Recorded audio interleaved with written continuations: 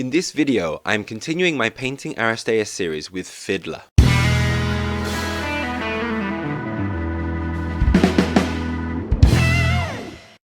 In Aristeia, you may have noticed there are a number of characters that have very animalistic qualities. That is because in the Infinity Universe there are people who like to do some extreme body modifications. These appear mostly in the progressive societies of Pan-Oceania and the Nomad Fleet. Fiddler, however, was born on Dawn, the homeworld of the Ariadne nation, which do have naturally born werewolves, but that is for another video. She was a particularly good engineer, but also struggled identifying with her natural gender. Unluckily for her, Ariadne better reflects the conservative opinions of today's societies. She was able to join the Nomad nation and progressively modified her body into what appears to be a simian with a mechanical arm. All her modifications were in an effort to make her better at doing what she loves, making robots and blowing things up. In her artwork, we can see she's on top of a turret. This is her jackbot that she takes into the Hexadome with her. The model itself has her atop the jackbot, riding it while it is in its mobile form. Getting to the painting, there are two distinct parts to the model, the jackbot and Fiddler herself. I wanted to just get on with painting, so decided to bounce back and forth between the two parts as I waited for paint to dry on the other. First, getting the base coats down. This is where I had my first struggle, as I found the orange to be very transparent and hard to build up layers. It was an area of the model I would have to keep coming back to and touch up to try and get the opacity I wanted.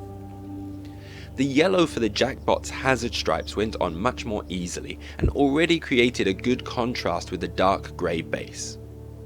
With most of the basing finished, I put my first coat of skin tone on the face, feet and hand and gave the hair a dark brown coat. The armoured parts of Fiddler's clothing is red, so I picked these out carefully, ready for highlighting later.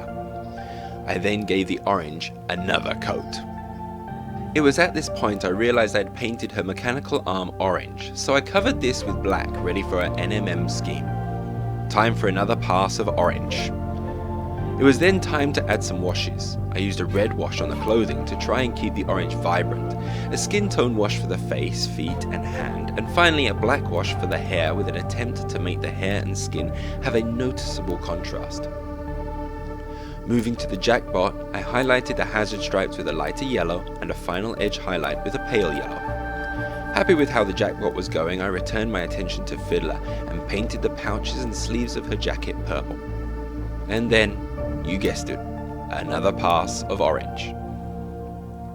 With the purple paint now dry, I gave them a quick purple wash to darken the recesses. Now onto the face. One thing I've learned about doing eyes is that they need to be defined with contrast to really see the effect. I have often painted the whites first and dotted the pupil, only to find it lacking definition. So, to help with this, I paint the eye socket black. It's okay to be a bit messy at this point, as it can be cleaned up later. The white of the eyes is then painted within the black socket. It lines the eyes in a very exaggerated way, but really helps highlight the eyes on such a small model. I can then finish by stroking a pupil and cleaning up any mess. I'm still learning how best to do this technique, and I have left a rather large black outline on Fiddler, but I also know from experience that if I try to fix it too much, I usually end up ruining the whole face and have to do it all over again. So she's fine as she is. The skin and clothing was all highlighted, and Fiddler was mostly complete.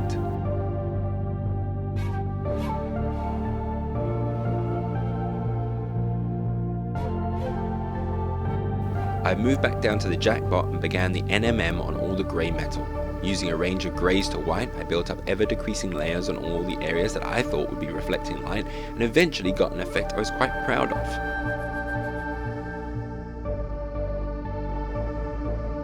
Unlike the orange jumpsuit that needed another layer of paint. Ugh! But that was enough for me to say she was finished. On to the basing. I've based models with flux, sand, crackle paint, amongst other techniques, but wanted to try something new. I started with covering the area that clearly showed where the model inserted into the base by using some putty. I tried to shape some of it to extend the flame trails on the base of her model.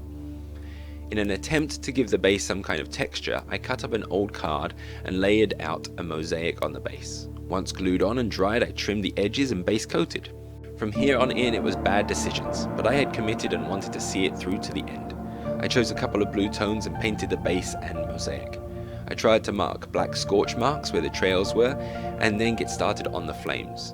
To keep up the contrast of the model, I went with green for the fire, starting with a dark green and then working up to a very bright green and finally yellow highlight. I was pretty pleased with the result. This then finished the model. My feelings about the results are mixed. I really liked the way the jackpot came out. The yellow hazard lines and NMM metal looked good. Fiddler herself was okay, and the orange was a nightmare to apply. Learning from this experience, I will base coat future models white so that the orange will hopefully need less reapplication. The base was horrendous, but with limited time and lots of models to get on with painting, it may have to wait for another time to get fixed. Thanks for sticking with me to the end. Please let me know what you thought. I only have a few more Aristeia models to paint up and would like to make some videos about the characters and how they play in the game. If interested, please let me know in the comments down below. See you next time.